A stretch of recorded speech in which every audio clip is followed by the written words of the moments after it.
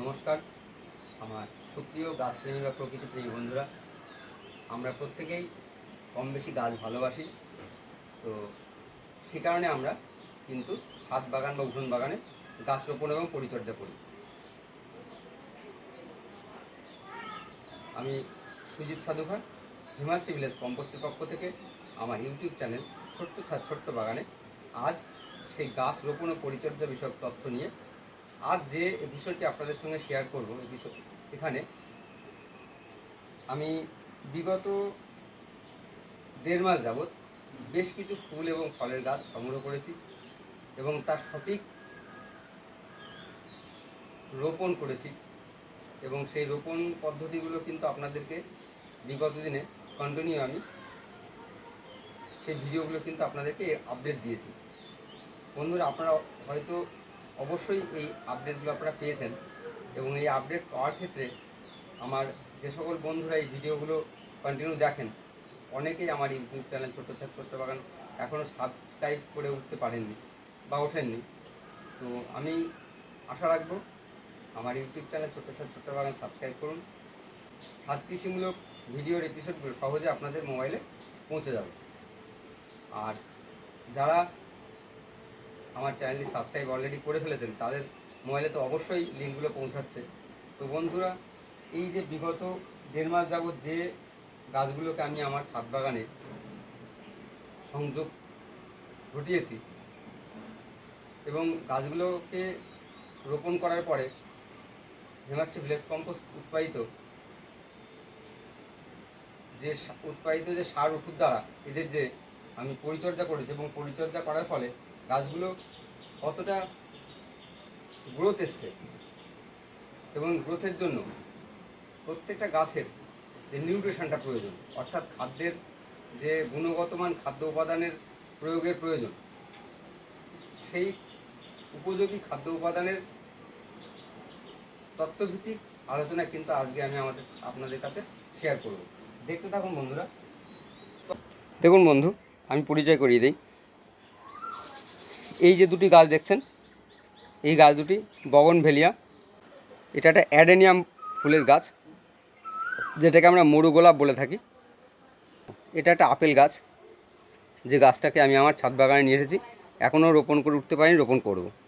এটা একটা ছাতকি কমলা, যে কমলা লেবুটা যথেষ্ট বড় সাইজের হয় এবং অজস্র হয়, মিষ্টি সুস্বাদু। এটা মুজফ্ফরপুর লিচু। এই লিচুটা এবার আমি প্রথম রোপণ করেছি, তবেও লিচু ফলে। তো আমি দেখব আগামী বছর কেমন ধরনের ফল আসে এবং ফল এলে আমি আপনাদেরকে আবার ভিডিও করে দেখাবো। দেখুন বন্ধুরা, 1.5 মাসে গাছগুলো যখন লাগিয়ে রোপণ করেছি, তখন শুধুমাত্র কয়েকটা ডাল ছিল, কিন্তু সুন্দরভাবে কচি পাতা বেরিয়েছে এবং শাখা পোশাকা কিন্তু প্রসারিত হচ্ছে। তো আমি বলবো নিউট্রিশনটা কিন্তু অবশ্যই জরুরি গাছ রোপণের ক্ষেত্রে। শুধু গাছ লাগালেই হবে না, তাদের সঠিক খাদ্য খাবার তাদের প্রয়োগ করতে হবে। আর একটা লিচু গাছ আমি লাগিয়েছি, এটা হচ্ছে আতা বোম্বাই। আতা মুম্বাই লিচুটাও দেখুন কতটা বড় শাখা, অলরেডি কচি পাতা ছেড়ে বেরিয়ে উঠেছে। যখন আমি রোপণ করি তখন জাস্ট এই পর্যন্ত ডাল ছিল, একটা মূল শাখা বিশিষ্ট ডাল ছিল। আজ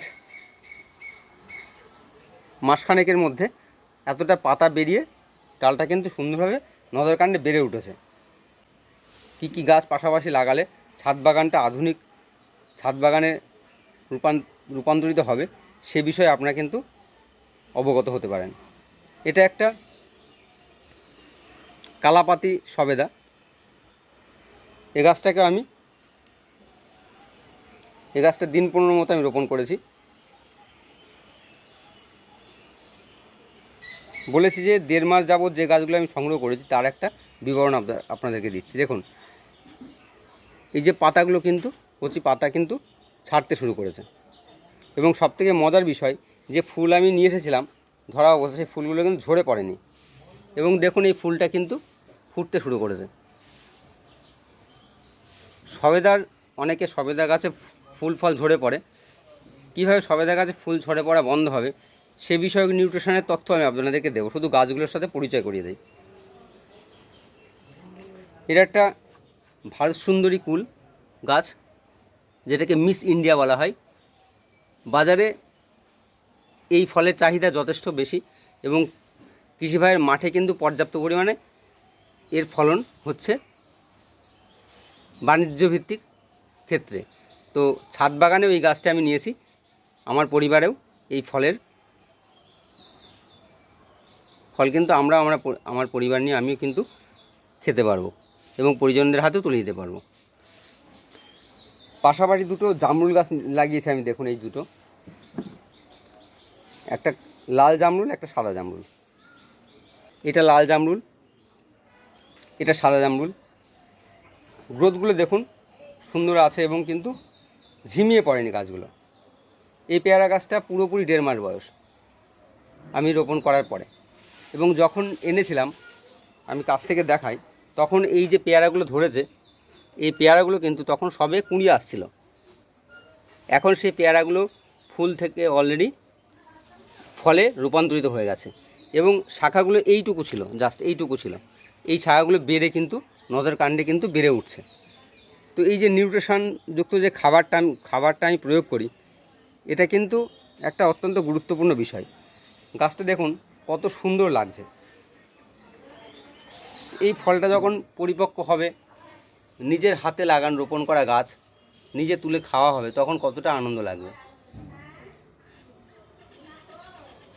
এই বিষয়গুলো আপনাদের কেমন লাগছে কমেন্টের মাধ্যমে অবশ্যই জানাবেন। এই আম গাছটা মোটামুটি মাসখানেক লাগিয়ে রোপণ করেছি। রোপণ করার সময় যখন আমি নিয়ে আসি, তখন শুধু এরকম 3টে ডাল ছিল, এই 3টে ডাল ছিল। কিন্তু বর্তমানে এই যে শাখাটা, কতটা পাতা বেরিয়ে শাখাটা বেরিয়েছে এবং আবার কিন্তু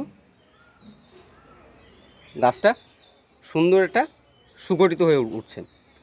এটা 12 মাসই একটা আম গাছ, অর্থাৎ বছরের সবসময় এর থেকে ফল পাবো সে আশা নিয়ে কিন্তু গাছটা রোপণ করেছি। ফল এলে কিন্তু আবার নতুন করে আমি এই গাছগুলো রোপণের ভিডিও আপনাদেরকে দিয়েছি এবং ফল আসার পরে আমি আবার আপনাদেরকে রিপিট করব। এটা একটা কদবেল গাছ, এটা এবছরই লাগানো, দেখা যাক আগামী বছর ফল আসে কি না। কিন্তু এক্ষেত্রে প্রত্যেকটা ক্ষেত্রে আপনারা দেখবেন এই যে গ্রাফটিংয়ের জায়গাগুলো আপনারা অবশ্যই দেখে নেবেন। প্রত্যেকটা ক্ষেত্রে গ্রাফটিংয়ের জোরগুলো দেখে নেবেন। এটা আমি আপনাদেরকে বলি প্রত্যেকটা গাছের ক্ষেত্রেই। এটা একটা বড় সাইজের পেয়ারা, আমার নামটা মনে পড়ছে না, বললো কেজি পেয়ারা, যথেষ্ট বড় সাইজের হবে। এটাও এই পেয়ারা গাছটা মাসখানেক রোপণ করেছি, যখন নিয়ে এসেছি তখন শুধু ফুল বা কুঁড়ি ছিল। আজ রোপণ করার পরে এই যে শাখাগুলো দেখুন কী সুন্দর বেড়ে গেছে এবং ফলে রূপান্তরিত, ফলটাও যথেষ্ট বড় সাইজ হয়ে উঠেছে। এই যে পরে আবার ফুল এসছে, আসার পরে কিন্তু আবার ফুলটা রূপান্তরিত হয়ে ফলে পরিণত হয়েছে। তা ফুল ফল কিন্তু ঝরে পড়েনি এবং শাখাটাও দেখুন আস্তে আস্তে আস্তে আস্তে বেড়ে সবুজের সমারোহ কিন্তু মেলে ধরেছে। এটা একটা পেয়ারা গাছ, শুধু এরকম একটা স্টিক ছিল, সেটার থেকে দেখুন এই শাখাগুলো বেরিয়ে গাছটা কিন্তু সুগঠিত হয়ে উঠেছে। এই যে আনন্দ, এটা কিন্তু একটা বড়ই সুখকর বিষয়। বন্ধু, এটা একটা ল্যাংচা সবেদার গাছ, যে গাছটাকে আমি আজ 10-15 দিন পরে রোপণ করেছি। দেখুন আরও ভালো লাগবে, গাছটা এই পর্যন্ত ডাল ছিল যখন আমি নিয়ে এসেছি, তারপরে এতটা কিন্তু বেড়েছে পাতা এবং শাখাটা বৃদ্ধি পেয়ে কচি পাতার আভাটা দেখুন। আমার তো ভীষণ ভালো লাগছে এবং ভালো লাগে বলে আমি কিন্তু কন্টিনিউ গাছ রোপণ এবং পরিচর্যা করি। বন্ধুরা, আপনারা আপনাদের ছাদ বাগানে এই ধরনের গাছ, বিভিন্ন রকমের ফলের গাছ আপনারা রোপণ করুন। অন্তত আদর্শ ছাদ বাগান করার জন্য 20 থেকে 30 রকমের ফলের গাছ আপনারা রোপণ করুন, দেখবেন সারা বছরই বিভিন্ন ধরনের ফল আপনারা কিন্তু আপনার ছাদ বাগান থেকে পেতে থাকবেন। এবং গাছের নিউট্রিশনযুক্ত খাবার দেবেন, গাছও ফল দেবে এবং গাছ থেকেও কিন্তু বিভিন্ন রকম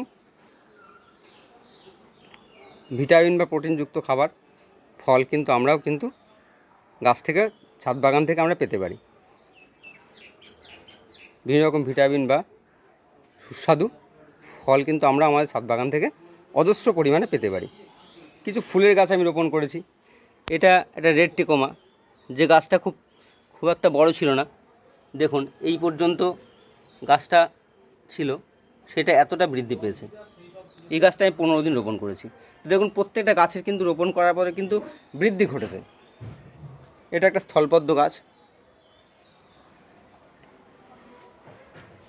এটা পিঙ্ক স্থলপদ্ম, পাশে এটা একটা হলুদ স্থলপদ্ম। কিছু ফুলের গাছ আমি রোপণ করেছি, দেখুন নধার কাণ্ডে কিন্তু গাছগুলো বাড়তে শুরু করেছে।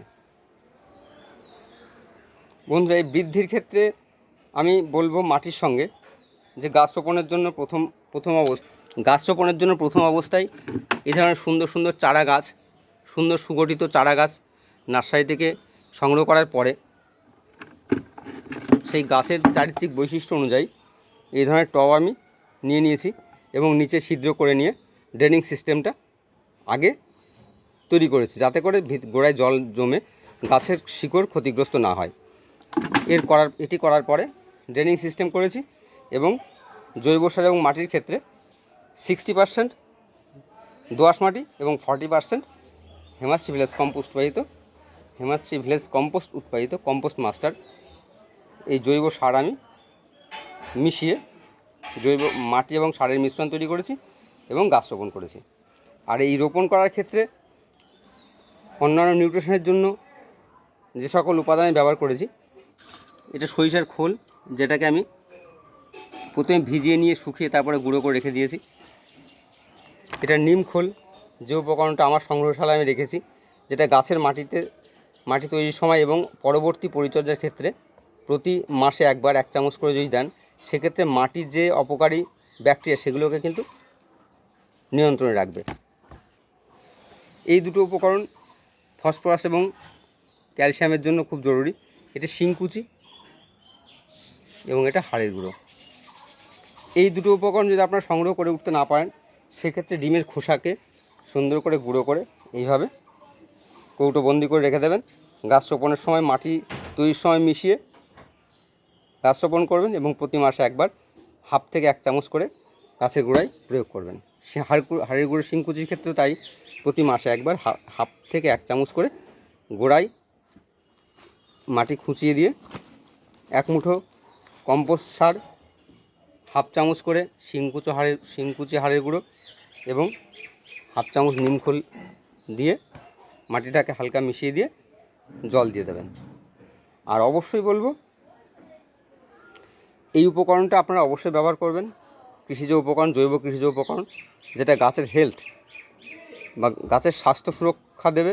গাছ সম্পূর্ণ নিউট্রিশনটা এই উপাদান থেকে গাছ পাবে। সে খনিজ উপাদান হতে পারে, এনপিকে অনুখাদ্য হতে পারে। এটা প্রয়োগ করলে কি গাছ সুগঠিত হবে এবং দেখতেই পাচ্ছেন গাছগুলো যে সুন্দরভাবে ডালপালা ছাড়ছে, সুন্দরভাবে সুগঠিত এবং সুরভিত হয়ে উঠছে। এইটাই হচ্ছে উর্বর প্লাস হার্বাল সয়েল টনিকের কামাল। উর্বর প্লাস হার্বাল সয়েল টনিকের এটাই কামাল, যে গাছ কিন্তু খুব সহজেই খাবার নিতে পারবে এবং সুন্দরভাবে বেড়ে উঠতে পারবে, এবং যে ফুল এবং ফলগুলো আসছে সেগুলো ঝরে পড়বে না এবং বড় হতে থাকবে। আর এই ফুল ফল ঝরে পড়া যাতে বন্ধ হয়, সেক্ষেত্রে মাইক্রোনিউট্রিয়েন্টের একটা অসাধারণ উপাদান হেমাশ্রী ভিলেজ কম্পোস্ট উৎপাদন করেছে, যেটা হচ্ছে ভিটামিন পঞ্চামৃত, যেটা গাছের প্রাকৃতিক খাদ্যের যোগান দেয়। গাছ সবুজ সতেজ প্রাণবন্ত হয়ে ওঠে। আর সবথেকে বড় বিষয় হচ্ছে ফুল এবং ফল কিন্তু ঝরে পড়ে না। এই উপকরণটা আমি প্রতি সপ্তাহে 1 দিন সকালবেলায় প্রতি লিটার জলে 5 ml মিশিয়ে গাছে ফুলে ফলে স্প্রে করে দিই। এই উপকরণটা আপনারাও একবার পরখ করে দেখতে পারেন। সয়েল টনিক, উর্বর প্লাস হার্বাল সয়েল টনিক প্রতি 15 দিনে 1 দিন বিকালবেলা প্রতি লিটার জলে 10 ml মিশিয়ে একটা গাছের জন্য প্রয়োগ করি। আপনারা যদি 20 লিটারের জলের বালতি থাকে, সেক্ষেত্রে 50 থেকে 100 ml পর্যন্ত, 50-60 ml বা 100 ml পর্যন্ত সর্বাধিক 20 লিটার জলে মিশিয়ে আপনারা বিকালবেলায় গাছের গোড়ায় প্রয়োগ করুন। গাছের গ্রোথ দেখবেন আমার গাছের মতনই থাকবে। আর গাছ রোপণ করবেন বন্ধুরা, যে অপকারী কীটপতঙ্গের আনাগোনা থাকবে না সেটা অস্বীকার করা যায় না। এই অপকারী কীটপতঙ্গ নির্মূলের জন্য জৈব কীটনাশক নিম তেল বা নিম শক্তি প্লাস এই ধরনের উপকরণ আপনারা আপনাদের ছাদ বাগানের সংগ্রহশালায় অবশ্যই রাখবেন। তাতে করে কী হবে, অপকারী কীটপতঙ্গ নির্মূল হবে, গাছ কিন্তু অপকারী কীটপতঙ্গ থেকে সুরক্ষিত থাকবে। এর পাশাপাশি আর একটা জিনিস আপনারা সংগ্রহ করতে পারেন, যেটা ফেরোমেন ফাঁদ। এই যে এরকম একটা জিনিস বাজারে বা নার্সারিতে বা সার ওষুধের দোকানে পাবেন। এর মধ্যে একটা কেক টাইপের থাকে, যেটাকে দিয়ে এটাকে ঝুলিয়ে দিলে কী হবে, এর মধ্যে পোকাগুলো ঢুকবে আর বেরোতে পারবে না, অটোমেটিক্যালি কিন্তু পোকাগুলো মারা যাবে। তো এই ফেরোমেন ফাঁদটা ভীষণ ভালো জিনিস, যে জিনিসটা আপনারা কিন্তু ব্যবহার করতে পারেন। এই হচ্ছে আমার গাছ রোপণ পরিচর্যার মূল বিষয়। তো এই সকল উপকরণগুলো দিয়ে আমি গাছ রোপণ এবং পরিচর্যা করি, এবং আমার প্রিয় গাছপ্রেমী বন্ধুরাও কিন্তু করে। নতুন করে আবার আমি কিছু বেগুনের চারা নিয়ে এসেছি, যেগুলো আমার ছাদ বাগানে টবের মধ্যে রোপণ করব। আগে কিছু গাছ আমি এইভাবে নিয়ে এসেছিলাম, এবং মাটি এবং সার মিশিয়ে আমি মাটি তৈরি করে গাছ রোপণ করার পরে এই ধরনের খাদ্য উপাদান এবং হেমাশ্রী ভিলেজ কম্পোস্টের উর্বর হার্বাল সয়েল টনিক, ভিটামিন পঞ্চামৃত, নিম তেল, তারপর নিম খোল, শিংকুচি হাড়ের গুঁড়ো, এইগুলো প্রয়োগ করে আমি যে ধরনের গাছ পেয়েছি সেটাও আপনাদেরকে এক ঝলক দেখিয়ে দিয়ে আপনারা সঙ্গে থাকুন। দেখুন বন্ধুরা, আমি আমার ছাদে উঠে এসেছি, এবং ছাদের যে বেগুন গাছগুলো আমি আমার টবের মধ্যে রোপণ করেছি, সারে সারে দেখুন গাছগুলো কিন্তু বসানো আছে এবং অসাধারণভাবে বেড়েছে। প্রত্যেকটা 10 লিটার জল ধরে এমন বালতির মধ্যে কিন্তু আমি জৈব সার এবং মাটির মিশ্রণ করে কিন্তু এই গাছগুলো আমি রোপণ করেছিলাম, এবং নধর কাণ্ডে গাছগুলো কিন্তু বেড়ে উঠেছে। পরবর্তীতে সঠিক নিউট্রিশন প্রয়োগের মাধ্যমে কিন্তু গাছগুলো কিন্তু অলরেডি ফল দেওয়া শুরু করেছে। আমি যে ফল দিচ্ছে সেটাও আপনাদেরকে দেখাবো। প্রত্যেকটা গাছে কিন্তু ফুল এবং ফল চলে এসেছে। তো আমি চাইবো বন্ধুরা, আপনারাও আপনাদের ছাদ বাগানকে এত সুন্দরভাবে সাজিয়ে তুলুন, অবশ্যই গাছকে সঠিক খাদ্য খাবার প্রয়োগের মাধ্যমে। দেখুন বন্ধুরা কেমন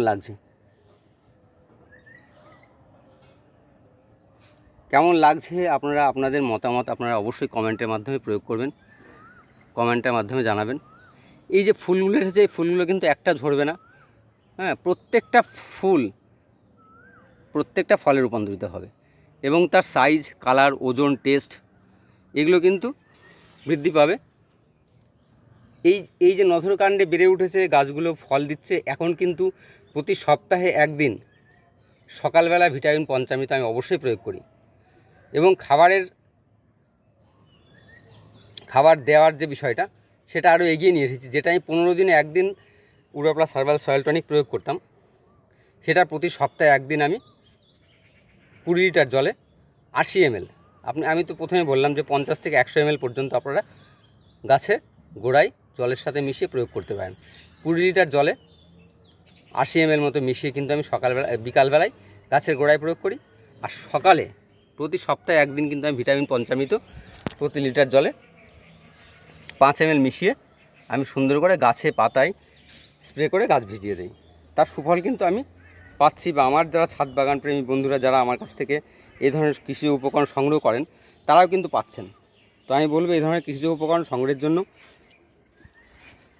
এখানে আপনার স্ক্রিনে যে মোবাইল নাম্বার দেওয়া আছে, এই মোবাইল নাম্বারে আপনারা যোগাযোগ করতে পারেন, এবং এই ধরনের উপকরণগুলো আপনারা সংগ্রহ করতে পারেন।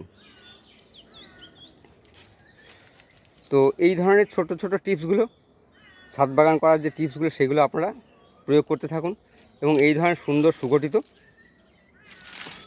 সবজির গাছ বা ফলের গাছ আপনারাও আপনাদের ছাদ বাগান থেকে পেতে থাকুন। আবারও বলবো বন্ধুরা, আমার ইউটিউব চ্যানেল ছোট্ট বাগানে যারা নতুন আছেন তারা অবশ্যই আমার ইউটিউব চ্যানেল ছোট্ট বাগান সাবস্ক্রাইব করুন, আর পাশের বেল আইকনটি টাচ করুন। এই ধরনের ভিডিওগুলো অবশ্যই আপনাদের প্রিয় বন্ধুদের মধ্যে শেয়ার করুন, যাতে করে তারাও ছাদ বাগান করার ক্ষেত্রে অনুপ্রেরণা পায়। আর অবশ্যই কমেন্টের মাধ্যমে আপনাদের মতামত প্রকাশ করুন, যে মতামতটা এই ধরনের কাজ করার ক্ষেত্রে আমাকে ভীষণভাবে অনুপ্রেরণা যোগায়। মেইন বিষয় হচ্ছে নিউট্রিশনটা, অর্থাৎ খাদ্য গুণে সুসম্পন্ন যে খাবার, গুণগত সম্পন্ন খাবার প্রয়োগ করার জন্য কিন্তু গাছগুলো এত সুন্দরভাবে বেড়ে উঠেছে। এবং আমি এটাই বোঝাতে চাইছি বন্ধুরা, যে নিউট্রিশনের সঠিক খাদ্য গুণসম্পন্ন খাবার আমরা যেমন গ্রহণ করি, বাজার থেকে ভালো খাবার সংগ্রহ করি, ফল ফুল শাকসবজি সংগ্রহ করি, ভিটামিনযুক্ত খাবার সংগ্রহ করি, ঠিক গাছেদের জন্যও উপযুক্ত খাদ্য গুণসম্পন্ন খাবার অবশ্যই আপনাদেরকে চিনতে হবে, বুঝতে হবে এবং আপনাদেরকে গাছে প্রয়োগ করতে হবে। তবেই কিন্তু এত সুন্দর নধর কাণ্ডে আপনাদের কিন্তু ছাদ বাগান বা উঠোন বাগান বা আপনাদের বাড়ির গাছগুলো কিন্তু বেড়ে উঠবে। তো যাই হোক বন্ধুরা, সকলের সুস্বাস্থ্য এবং সাফল্য কামনা করে এখানেই বিদায় নিচ্ছি। আবার আগামী দিনে আগামী এপিসোডে দেখা হবে। নমস্কার।